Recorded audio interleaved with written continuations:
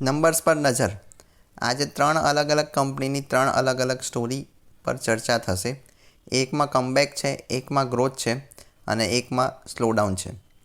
શરૂઆત કરીએ આપણે ડૉક્ટર રેડ્ડીના નંબરથી. સેલ્સ 5,136 કરોડ, 34.4% વધારો.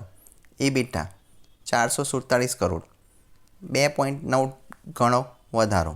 નેટ પ્રોફિટ 404 કરોડ, 3.8 ગણો વધારો. ક્વાર્ટર ઓન ક્વાર્ટર આંકડા મુજબ જોઈએ તો રિકવરી આપણને સ્પષ્ટ રીતે દેખાય છે. ઓપરેટિંગ પરફોર્મન્સમાં સુધારો દેખાઈ રહ્યો છે. વાત કરીશું ઇટરનલના આંકડા પર. સેલ્સ 20,211 કરોડ, 16.9% ઉપર.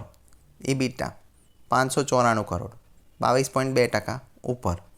નેટ પ્રોફિટ 92 કરોડ, 47.1%નો ઘટાડો.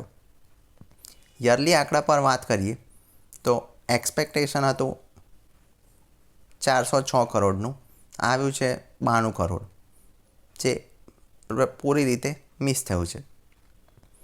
રેવન્યુ 20,211 કરોડ, એક્સપેક્ટેશન હતું 7,167 કરોડ, જે બીટ થયું છે.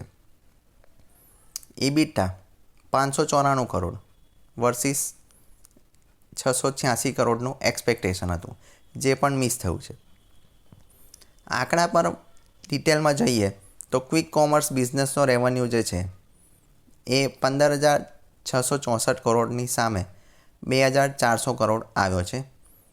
ફૂડ ડિલિવરી રેવન્યુ 3,100 કરોડ આવ્યો છે, જે 37% વધીને આવ્યું છે. હાઇપર રેવન્યુ 1,034 કરોડ, 55%નો ઘટાડો થયો છે. બ્લિંકિટ ઇબિટા 365 કરોડ, ગયા વખતે 42 કરોડનો લોસ હતો. રેવન્યુમાં ઉછાળો થયો છે, ગ્રોથમાં ઉછાળો થયો છે, પરંતુ માર્જિન અને પ્રોફિટમાં સ્પષ્ટ રીતે આપણને પેન દેખાઈ રહ્યો છે. હવે વાત કરીશું નેસ્લેના નંબર પર. સેલ્સ 6,378 કરોડ, 5.5%નો ઘટાડો.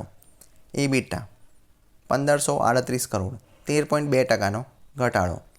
નેટ પ્રોફિટ 958 કરોડ, 13.7%નો ઘટાડો.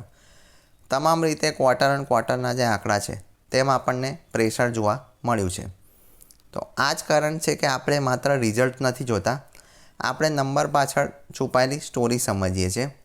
અમુકવાર અમુક કંપનીઓના આંકડા આપણે ચર્ચા કરીએ છીએ, તેમાં આપણને ત્યારબાદ કંપનીના જે અંદરના જે એક્સપેક્ટેશન કે જે પણ ડિસિઝન લેતા હોય છે તેની પાછળ તેમનું જે કોલ હોય છે તેમાં જે ચર્ચા થાય છે એ ખૂબ મહત્ત્વની હોય છે અને તેને કારણે આપણને આગળની કંપનીની સ્ટોરી ખબર પડતી હોય છે.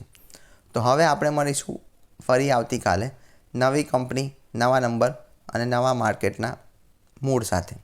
ત્યાં સુધી પેજ પર બન્યા રહો. જય હિન્દ, વંદે માતરમ.